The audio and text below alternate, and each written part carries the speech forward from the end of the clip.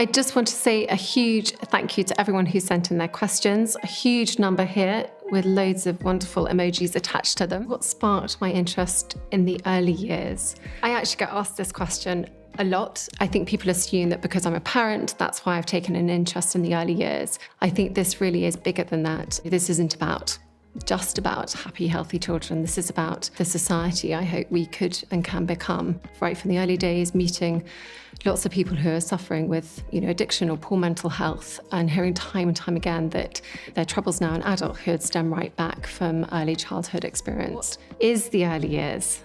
Help. With a wonderful emoji at the end of it. I suppose we're looking at it from pregnancy through to the age of 5, so through to children starting school. What did you like most in your childhood? That's a very good question. I love spending time outside, and that has stuck with me for my whole life. Gosh, I'm amazed by the honesty actually in some of the questions that are coming through. How do you manage toddler tantrums in your household? Especially with multiple children. Yes, that's a hard one.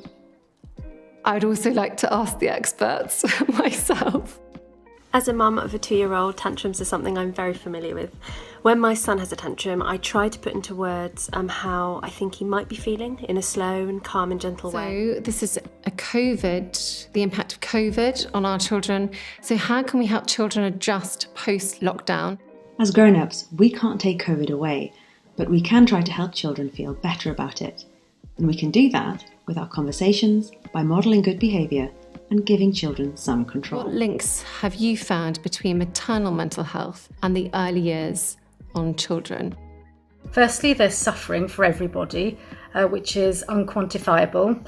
There can also be a range of physical issues, such as the baby arriving early, as well as a range of emotional, social and cognitive problems for the child as they develop. Okay, the next question is, what was the best part in the development of the Early Years project? That, I think, has to be going around the nation when we launched the survey.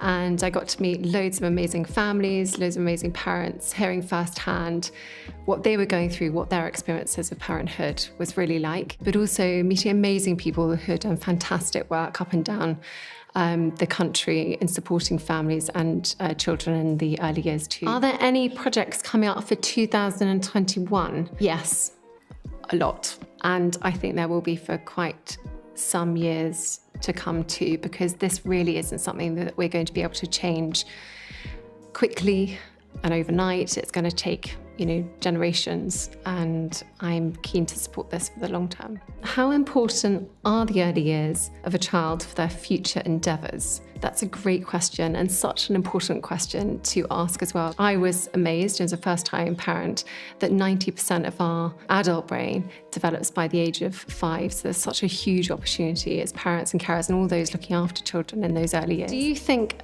about taking the project to other countries? There's amazing work going on internationally, because ultimately this is a global issue, and it would be great to see best practice being shared. So yes, I hope so in the future. So I think that's it, but thank you very much to everybody again for sending in your questions. This is just the start of the conversation, so thank you so much for being part of this.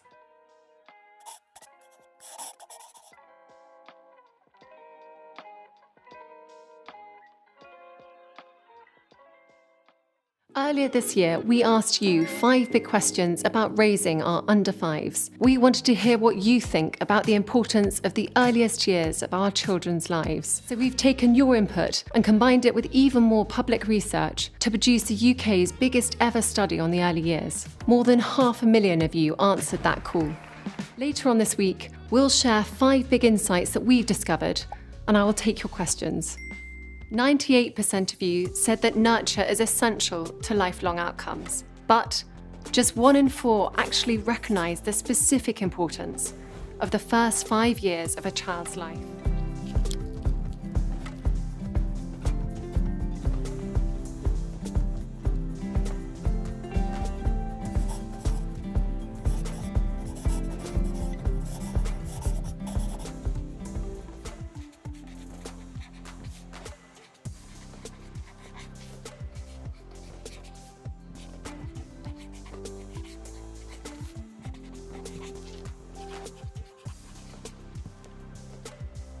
You have told us just how much you value the support of friends and family, but for much of this year, we've been separated from the people that so many of us rely on.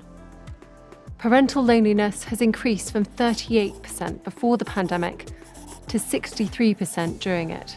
And sadly, there's also been a rise in the number of people who are uncomfortable seeking help. 40% of you feel that community support has grown. However, this isn't true for everyone.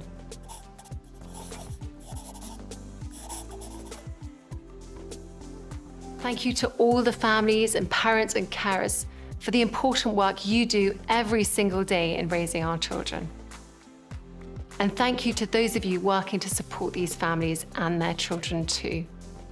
What you do takes hard work, commitment, and vision.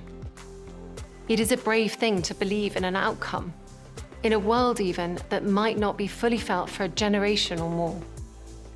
But what you do isn't for the quick win. It's for the big win. It's for a happier, healthier society, as well as for happier, healthier children. Only by working together can we bring about lasting change for the generations to come. Because I truly believe big change starts small. This year has been a hugely challenging time for us all, and there hasn't been a more important moment to talk about families. This is just the beginning, and I want to thank you for starting a conversation because we're all on this journey together.